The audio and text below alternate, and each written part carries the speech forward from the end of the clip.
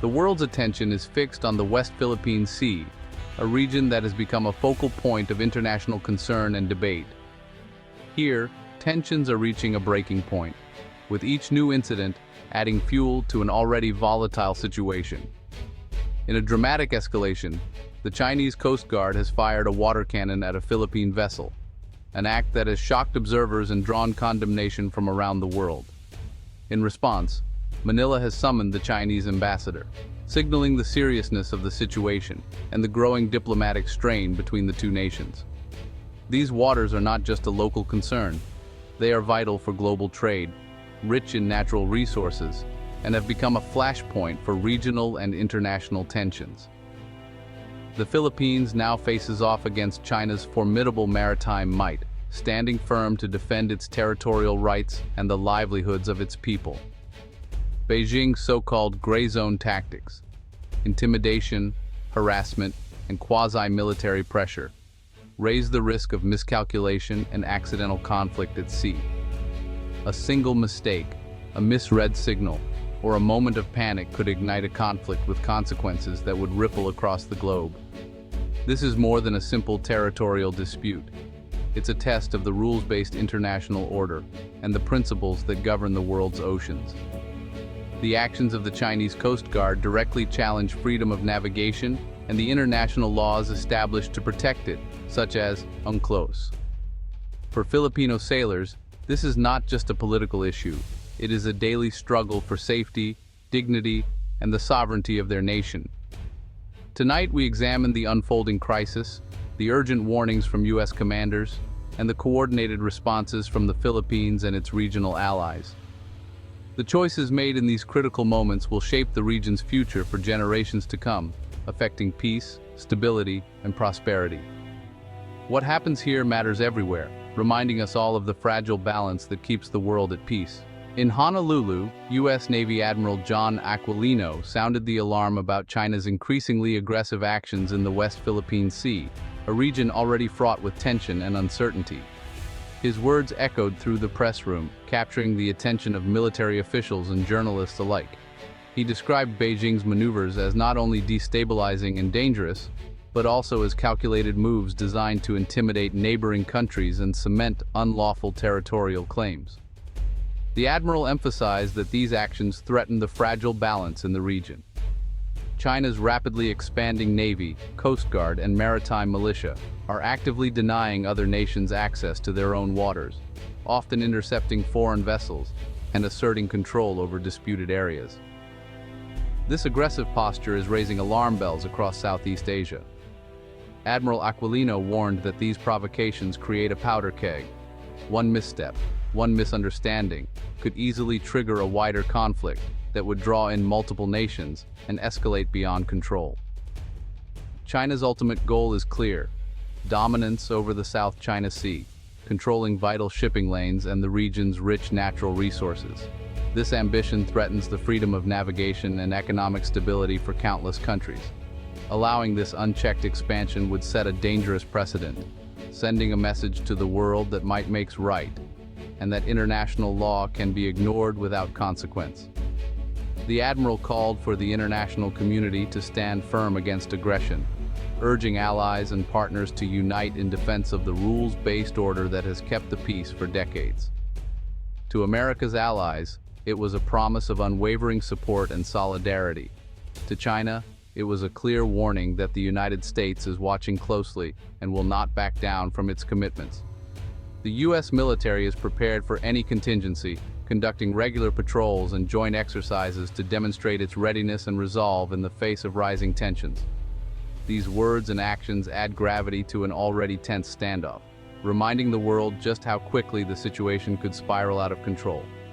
The stakes for regional stability have never been higher, and the world is watching closely as events unfold in this critical maritime crossroads. Scarborough Shoal and Second Thomas Shoal are now symbols of the struggle. A Philippine vessel on a humanitarian mission was blasted by Chinese water cannons, an act of intimidation caught on video. At Second Thomas Shoal, Philippine Marines on the BRP Sierra Madre face constant harassment as China tries to blockade resupply missions. Dangerous maneuvers and near collisions are routine, part of a calculated campaign to pressure the Philippines. China's cabbage strategy surrounds these shoals with layers of vessels, creating a near-permanent blockade. The psychological toll on Filipino sailors is immense.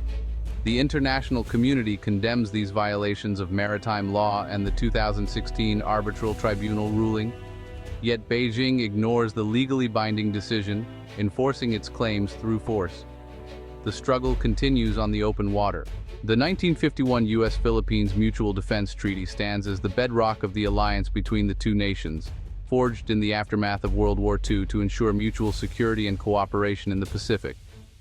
For decades, however, the treaty's application to the increasingly tense South China Sea remained ambiguous, leaving both allies and rivals uncertain about the extent of America's commitment. Today, Washington has removed all doubt, making it clear that any armed attack on Philippine forces, aircraft, or public vessels in the South China Sea will trigger U.S. military obligations under the treaty. This new clarity serves as a powerful deterrent, signaling to Beijing and the world that the cost of Chinese aggression could be severe and immediate.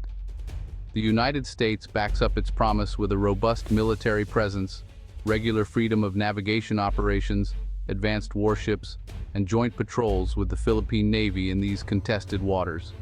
The message to Beijing is unmistakable. An attack on Manila could quickly escalate into a direct confrontation with the United States, with unpredictable consequences for the entire region. Yet, the ultimate goal of this alliance is deterrence, not conflict. Both nations are committed to preventing war, not provoking it.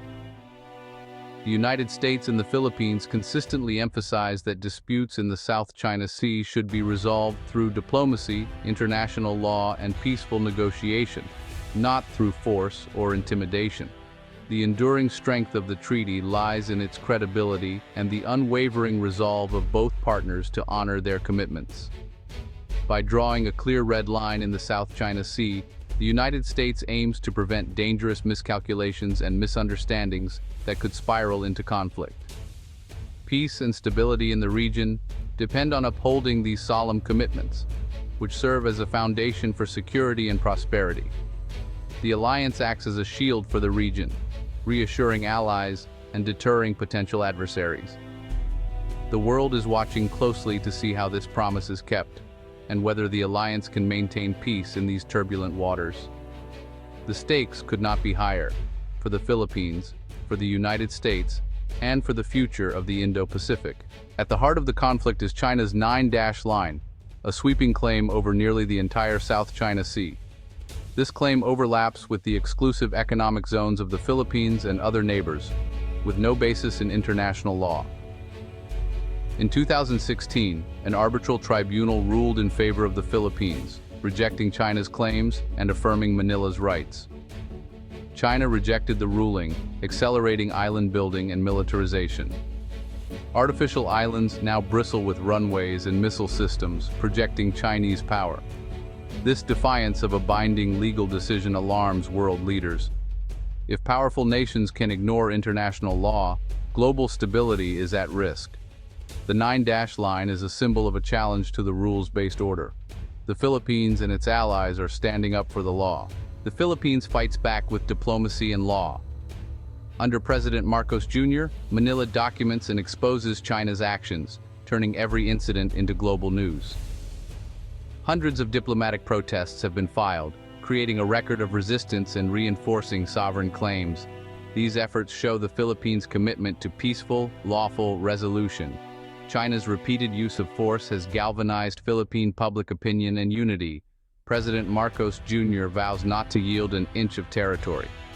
By invoking international law, the Philippines frames the conflict as a matter of principle, rallying global support. This moral and legal authority strengthens Manila's position. Rising tensions led to a historic meeting in Honolulu.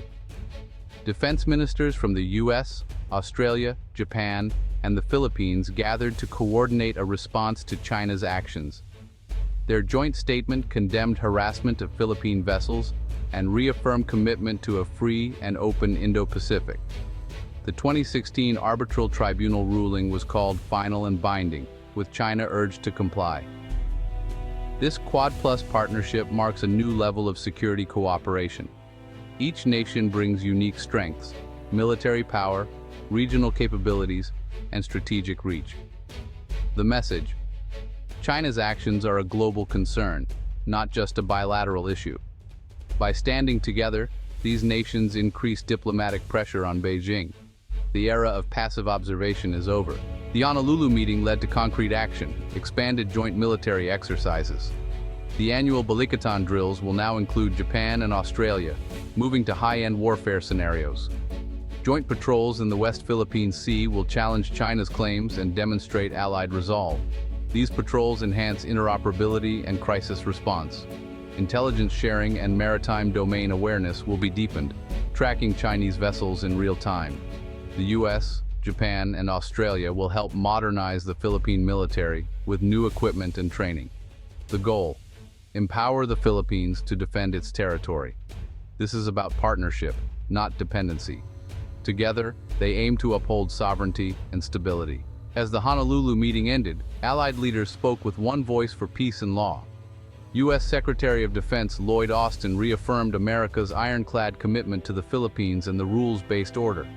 Japan's defense minister stressed the importance of stable sea lanes and peaceful dispute resolution. Australia's Deputy Prime Minister highlighted the need to protect the global rules-based order for all nations.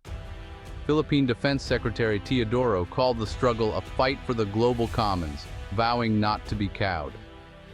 The unity shown gives the Philippines strength and proves it is not alone. This is more than a security pact. It's a stand for a just world order. The message: through teamwork and law, peace can be upheld. The world is watching and the stakes are global.